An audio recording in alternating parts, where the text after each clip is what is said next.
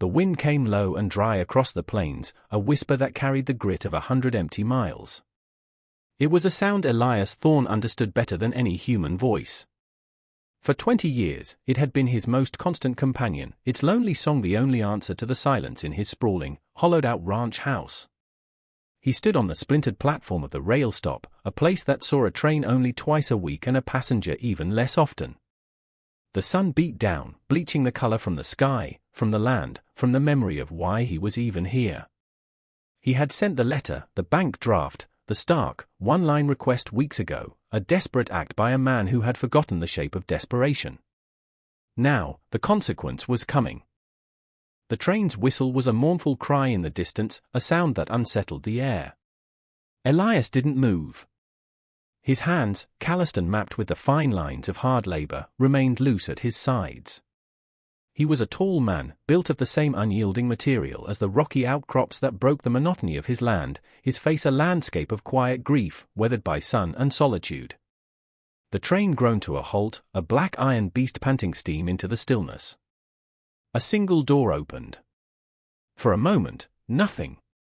Then, a figure emerged, small and hesitant, clutching a worn carpet bag as if it were the only solid thing in a tilting world. She stood on the top step, her gaze sweeping the vast, intimidating emptiness before it landed on him. He was the only soul for miles. Her face was pale, her eyes wide with a fear so profound it was almost silent. She was younger than he'd expected, and more fragile, like a bird blown far off course. She descended the steps, her worn boot sinking slightly into the dust. The wind whipped a strand of dark hair across her cheek. Elias gave a single, curt nod. It was a greeting, an acknowledgement, a promise of nothing more than what was agreed. He took the carpet bag from her grasp without a word. It was lighter than he'd thought. He turned and walked toward the buckboard wagon, not looking back to see if she followed. He knew she would. She had nowhere else to go. The journey to the ranch was a long exercise in silence. The clatter of the wheels and the rhythmic clopping of the horses were the only sounds between them. He did not ask her name. The letter had said Ilara.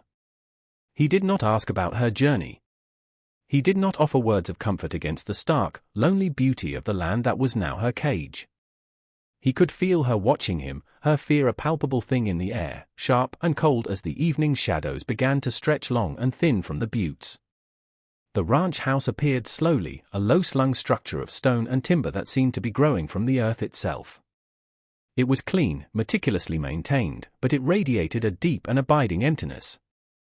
He led her inside. The main room was spare, dominated by a great stone hearth, cold and black. A long wooden table, 8 chairs. All empty. He pointed to a closed door. "That room is yours," he pointed to another. "That one is mine." He set her bag down by her door, the sound unnervingly loud in the quiet house. Then, without another glance, he turned and walked out, heading for the barn. The barn was his sanctuary, the one place where the ghosts felt distant. He left her alone in the cavernous silence of the house, with the weight of 20 years of his grief pressing in on her from the very walls. She did not make a sound. The sun rose the next morning with a brutal, indifferent clarity, spilling light across the floor of the silent house. Elias had been up for hours, the rhythm of his chores as ingrained as breathing. He'd milked the cow, mucked the stall, checked the perimeter fence, his movements economical and precise. He moved through his world with the quiet competence of a man who expects no help and asks for none. Inside the house, Ilara had not emerged. The door to her room remained closed, a pale, wooden barrier against the world he represented. He considered knocking, then dismissed the thought. Words were clumsy tools, and he had long since lost his skill with them. Instead, he prepared a simple breakfast. 2 plates. He ate his standing by the counter, his gaze fixed on the distant horizon. He placed the second plate, along with a glass of milk, on a small wooden tray and set it on the floor outside her door. He did not knock. He simply left it there, an offering without expectation. He went back outside, to the relentless demands of the land. From the far end of the corral, where he was oiling a saddle, he could see the window of her room. For hours, there was no sign of movement. The house seemed to hold its breath. He imagined her in there, a small, terrified creature, wondering what kind of man would summon a wife by mail and then offer her nothing but silence and a locked door. He knew what the world would think of him. A miser. A monster. A man whose grief had curdled into madness. He'd heard the whispers in town on his rare trips for supplies. They said the Thorn Ranch was haunted, not by spirits, but by the man who lived there. They were not wrong. Late in the afternoon, he saw a flicker of movement at the window. The curtain was drawn back a fraction of an inch. She was watching him. He did not acknowledge it. He continued his work, his back a rigid line of defiance against her gaze, against the world's judgment. An hour later, her door creaked open. He watched from the corner of his eye as she retrieved the tray. The plate was empty when she brought it out again, set carefully back on the floor. It was a communication, as clear as any word she could have spoken. Hunger had won over fear. Or perhaps, it was something else. A first, tentative step into the life that was now hers. He felt a loosening in his chest, a knot he hadn't realized was there. Her silence was not an accusation. It was a mirror. He knew that kind of quiet. The kind that comes after the screaming is done, when you build walls inside yourself because the world outside is too loud, too dangerous. He went back to the house at dusk, the scent of dust and sweat clinging to him. The empty tray was gone from the hall. On the great wooden table, his plate and glass had been washed and set to dry. It was the smallest of gestures, but in the vast, empty landscape of their life, it felt as monumental as the shifting of the earth. A fragile rhythm began to weave itself into the fabric of their days, a pattern made of silence and shared space. Each morning, he would leave the tray. Each afternoon, she would emerge to take it. Each evening, he would find his dishes washed. He worked the land, a solitary figure moving against the immense backdrop of the plains. She remained in the house, a ghost he was aware of in every shadow and creak of the floorboards. But slowly, she began to claim a small piece of the world for herself. It started with the garden. A patch of earth by the side of the house, long since surrendered to weeds and baked hard by the sun.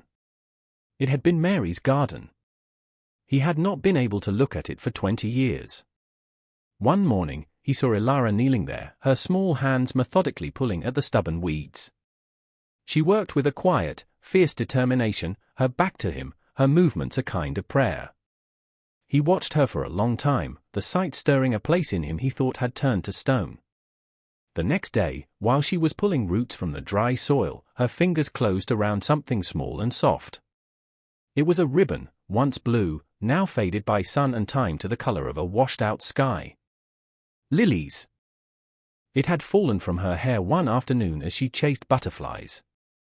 The memory struck him with the force of a physical blow, a sudden, sharp intake of breath. Later, he saw the ribbon sitting on the sill of her window. She had not discarded it. She had saved it. That night, he went into the root cellar, a place he rarely entered, and found the old wooden box that held the seeds. Packets of beans and squash, corn and marigolds, their paper dry and brittle with age. He took the box and left it on the front porch before the sun came up. He didn't know if the seeds were still good, if anything could still grow from something so old and forgotten. It was a test. A question asked without words. When he returned from the fields that evening, the box was gone. A few days later, he saw the first signs of neat, straight rows furrowed into the dark earth of the garden. She was planting. She was choosing to stay. She began another task, unasked. He would leave his work shirts, torn by wire or worn through at the elbow, on a hook by the door. He'd find them later, folded on his bed, the tears mended with small, precise stitches, the thread a shade darker than the faded fabric. Each stitch was a word. Each patch a sentence. He ran his thumb over the careful, uneven lines. Her hands were not made for this work, but she did it anyway. He was a millionaire in land, in cattle, in the sheer, crushing weight of his holdings, but he lived like a pauper. These small acts of care, of tending, were a form of wealth he had not known in 2 decades. The house was still quiet, but it was a different kind of quiet now.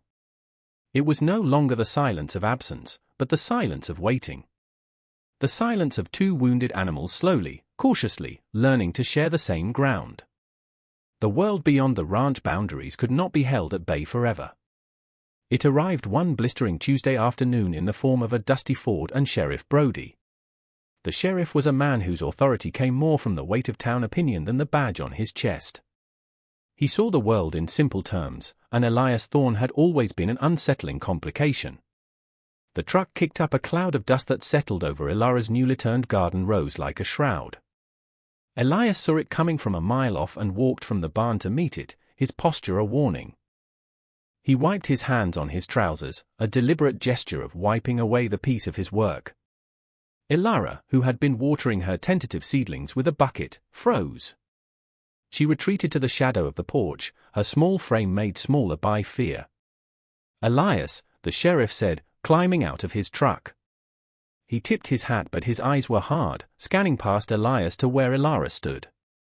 "Just marking my rounds. Heard you had company." The word company was laden with insinuation. Gossip traveled faster than the train in these parts. Mrs. Gable, the postmistress with a tongue like a whip, had likely been dining out on the story for a week.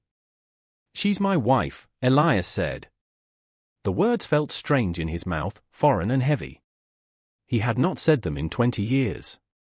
Sheriff Brody's eyebrows rose. "A mail-order affair, I hear. Folks are talking. Worried, you might say. A girl like that, alone out here with," he let the sentence hang in the hot, still air. The implication was clear. "Alone out here with you. With a monster." Elias didn't flinch. He simply moved, a slight shift of his body that placed him more squarely between the sheriff and the porch. He was a silent, immovable wall.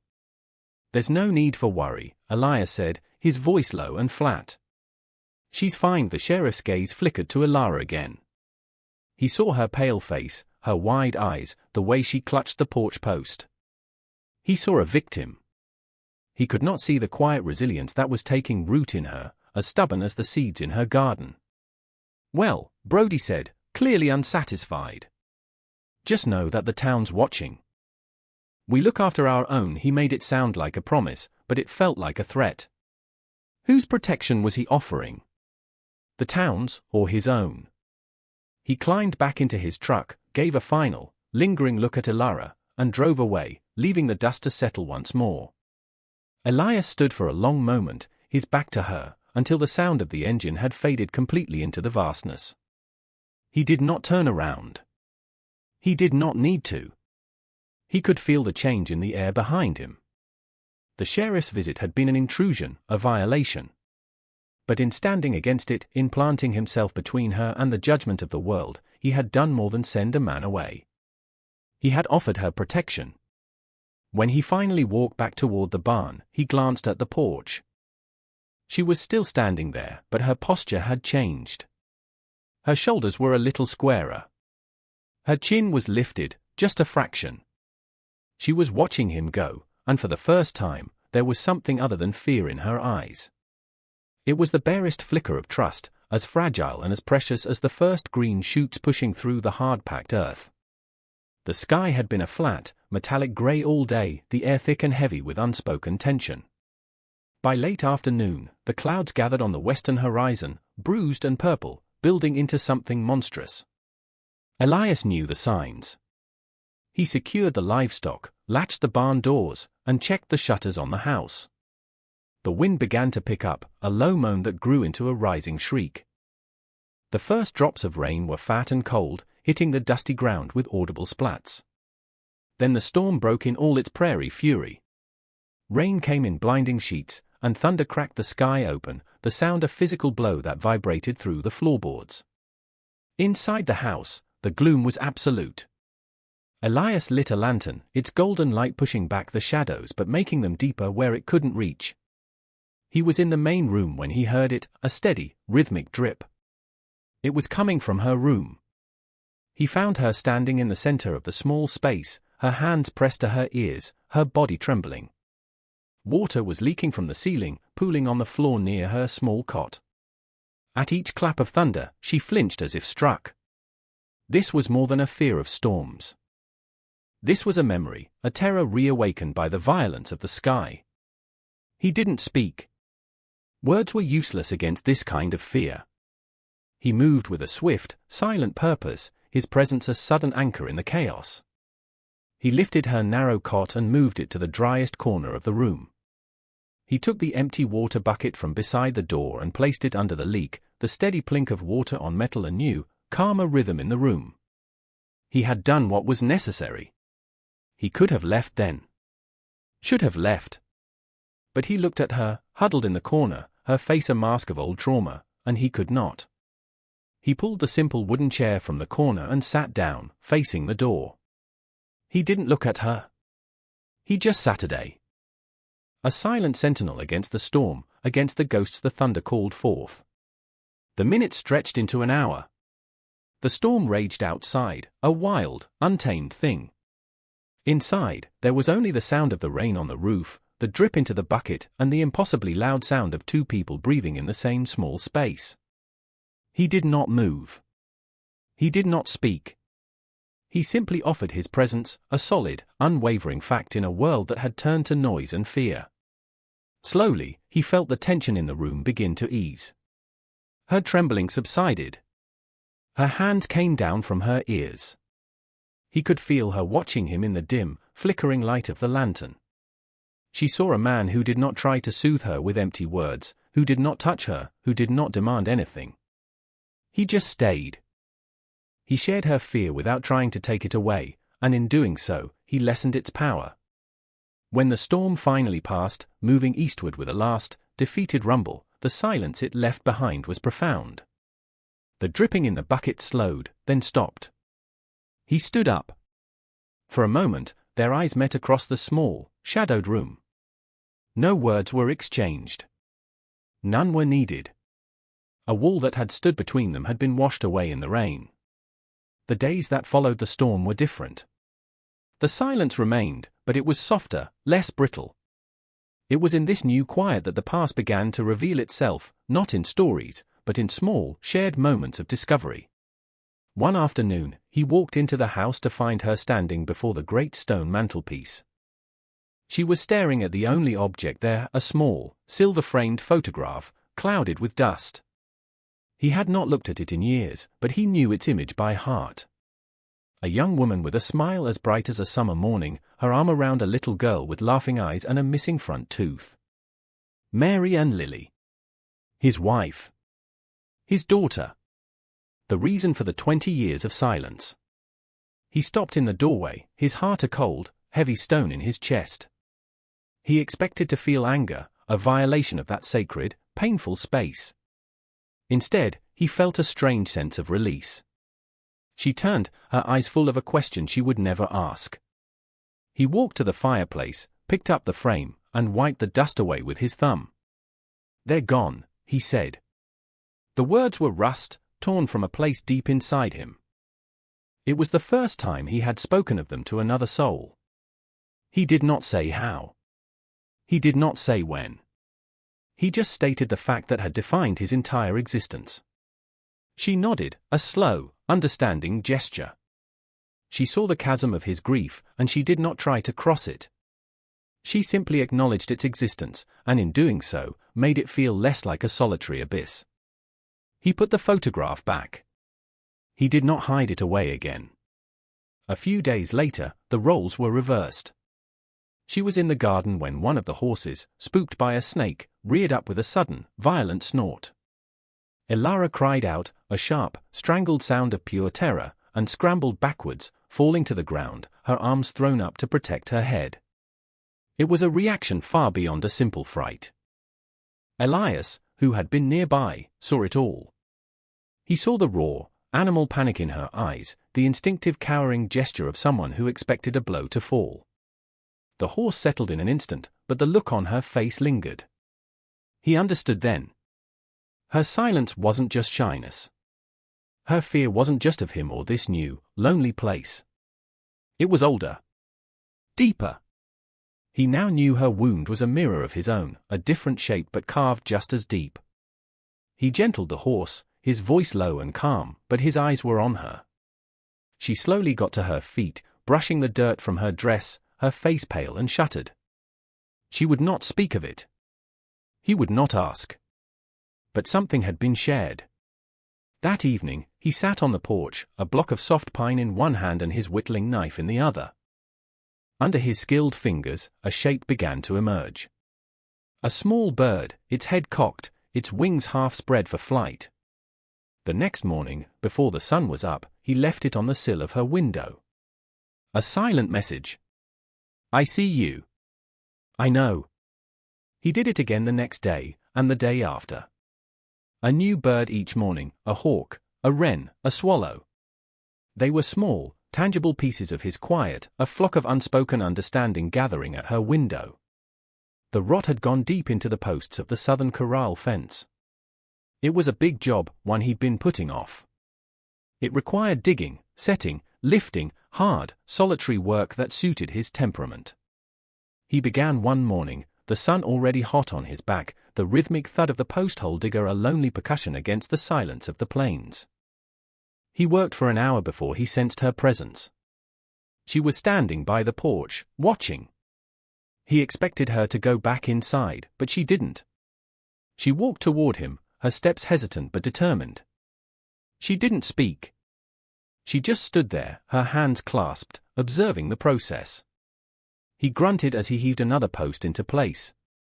When he reached for the sledgehammer, her small hand was suddenly there, offering it to him.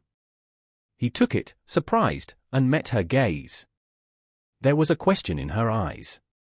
Let me help. He gave a slight, almost imperceptible nod. And so began a new rhythm. A silent partnership of labor. He would dig the holes, she would clear the dirt. He would position the heavy posts, she would be ready with the level, her eye surprisingly true. He taught her, with gestures and single words, shovel, level, hammer, how to brace a post while he tamped the earth around it. Her hands, which he had first noted for their fragility, became smudged with dirt and competent. There was a simple, profound intimacy in the shared work. The sweat, the strain, the satisfaction of seeing a straight, strong line of fence rising from the broken one. They were not just mending a corral. They were building something between them, post by post, a structure of shared effort and quiet reliance. One afternoon, as they worked, Mrs. Gable's car rattled by on the main road, slowing as it passed. Elias saw the woman's sharp, bird-like face craning to get a better look. A man and a woman, working side by side. The reclusive, grieving rancher and his strange, silent bride. He knew what she would see. He knew the story she would tell in town. A story of impropriety, of strangeness. He felt a flash of the old anger, the desire to be left completely alone. But then he looked at Elara. She had seen the car too. She stood a little straighter, her hand resting on a newly set post as if to claim it. She did not look ashamed. She looked rooted. Defiant. The whispers of the town no longer seemed to matter as much. They had their own world here, its boundaries marked not by wire, but by the circle of their shared work. He picked up the sledgehammer, the weight of it familiar and reassuring in his hands. He swung, and the sound of steel hitting wood rang out across the plains, sharp and clear. It was the sound of something being made strong again. The piece was a fragile thing, a thin sheet of ice over deep water. It shattered on a Thursday. A man arrived on a half-dead horse, a man with a cruel twist to his mouth and eyes that were too close together. He was not from around here. He was loud, his voice a jarring violation of the ranch's quiet sanctity. Elias was in the barn when he heard the shouting. It was the man's voice, and then Elara's, a choked, terrified cry. Elias moved, not with the deliberate pace of his chores, but with a speed and terrible silence he had not summoned in 20 years. He emerged from the barn into the harsh sunlight and saw him. The man had Elara by the arm, his fingers digging into her flesh. She was struggling, her face a mask of the same terror Elias had seen during the storm, but 100 times worse. "There you are, you little tramp," the man snarled, his voice thick with liquor and menace. "Thought you could run, did you? Your father wants you back. You've got debts to pay." Elias did not know if this was her brother, a suitor, a creditor. He did not care. He saw only the predator and his prey. He saw the marks of old bruises that this man's kind left on the world, on a soul. The man saw Elias and sneered. "And who's this? The old fool who paid for you?" "She's coming with me." He gave Elara a vicious shake. Something broke in Elias Thorne. The grief, the restraint, the carefully constructed walls of 2 decades crumbled into dust. He closed the distance between them in 3 long, silent strides. The man barely had time to register the threat before Elias's hand shot out, not in a punch, but in a precise, cold movement. He seized the man's wrist, his grip like iron. There was a sharp crack of bone. The man howled, his grip on Elara vanishing as he staggered back, clutching his broken wrist. But Elias wasn't finished. He moved with a brutal efficiency that was terrifying to behold. He disarmed the man of the knife at his belt, drove a fist into his gut that doubled him over, and then threw him to the ground as easily as if he were a sack of feed. He stood over him, his shadow falling across the man's terrified face, his chest heaving not with exertion, but with a cold, righteous fury. "Get off my land," Elias said. His voice was not loud. It was a low, final thing, the sound of a closing grave. He hauled the man to his feet, tied his one good hand, and forced him onto his horse. He led the horse and rider all the way to town, walking with that same relentless pace. He deposited the man, whimpering and broken, at the sheriff's office. "This man assaulted my wife. On my property," Elias stated, his eyes daring Brody to question it. "See that he doesn't come back." He turned and walked away, leaving a stunned sheriff and a town with a brand new story to tell. He walked the long miles home, the fury slowly receding, leaving behind a vast, aching clarity. He had not just defended his property. He had defended her. He had defended their home. He found her where he had left her, sitting on the porch steps, wrapped in a blanket despite the warmth of the day. She was shivering, her body locked in the aftermath of terror. The silence that fell between them now was different from all the silences that had come before. It was not empty. It was heavy with everything that had just happened, with everything that had remained unsaid for months. He sat on the step below her, not touching her, but close enough for her to feel his presence. He waited. The sun began to dip towards the horizon, painting the clouds in hues of orange and rose, a starkly beautiful backdrop to the ugliness that had transpired. Finally, she spoke. Her voice was a bare thread of sound, broken and raw. "He was my cousin," she whispered to the dust at her feet. "My father sold me to him. To settle a debt." The words came out in shattered pieces, a story of cruelty and desperation, of a life she had fled in the dead of night with nothing but the clothes on her back and a terror that had become her shadow. She spoke of a world so different from this vast, quiet land, a world of close, suffocating rooms, of casual brutality and the absolute absence of hope. Elias listened. He did not interrupt. He did not offer platitudes or easy reassurances. He simply listened, his stillness a vessel for her pain. He absorbed her story, the horror of it, and let it settle beside his own. His grief was for a life that had been taken away. Hers was for a life that had never been allowed to begin. When she finished, a deep, shuddering silence fell again. She was weeping now, not loud, racking sobs, but the silent, hopeless tears of someone who had cried for a lifetime. Without thinking, without planning, Elias reached out and took her hand. It was the first time their skin had touched. Her hand was small and cold in his. It was not a gesture of passion or even of comfort. It was a gesture of witness. A simple, profound acknowledgement, "I am here. You are not alone in this." Her fingers curled weakly around his. After a long time, he spoke, his own voice rough with disuse and emotion. "Her name was Lily," he said, looking out at the lone cottonwood tree on the hill. "She loved the wildflowers in the spring. Especially the blue ones." He told her about the fever that had taken her in 3 short days, and how her mother's heart had broken and followed her a year later. He laid his own tragedy down beside hers, a shared burden under the vast, indifferent sky. Later, as dusk settled, he led her by the hand to the small, fenced-off plot beneath the cottonwood. 2 simple stone markers. Mary Thorne. Lily Thorne. They stood there together, 2 solitary figures, grieving for different losses, but no longer grieving alone. The house was not just his anymore. The land was not just his. The sorrow was not just his. It was theirs. Spring arrived on the plains not as a gentle awakening, but as a fierce, determined explosion of life. The oppressive grey of winter lifted, replaced by a sky of impossible blue. The prairie grasses, dormant and brown, surged forth in a sea of vibrant green.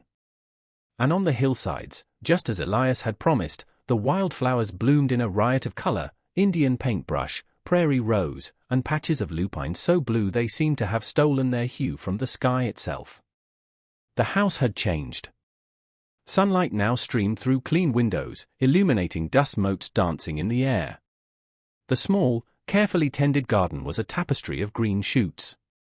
The row of carved birds on Elara's windowsill watched over it all.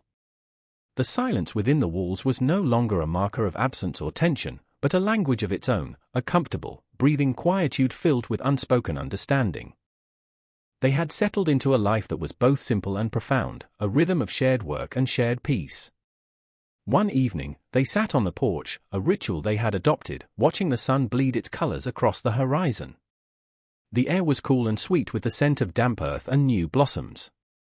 He had just finished oiling a harness, the scent of leather and linseed oil clinging to his hands.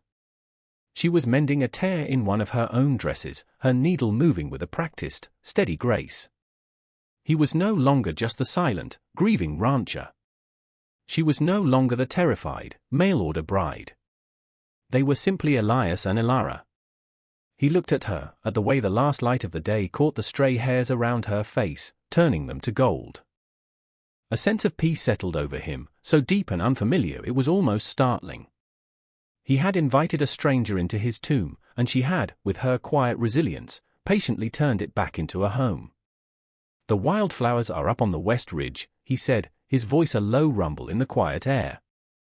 The blue ones. She looked up from her sewing, a small, genuine smile gracing her lips for the first time. It transformed her face, chasing away the last of the shadows. It was a sight more beautiful than any sunset. "I'd like to see them," she replied, her own voice clear and steady, no longer the fragile whisper he had first heard. It was the voice of a woman who had found her footing on solid ground. Elias nodded once, the familiar, stoic gesture now softened by the barest hint of a smile on his own lips. He looked out at the vast land that stretched before them, a land that had once been the symbol of his crushing loss. Now, it looked different. It looked like a promise. It looked like the future. The silence returned, comfortable and complete, as they sat together, 2 small figures on a porch, watching the stars begin to prick the darkening canvas of the sky. It was not an ending. It was a beginning.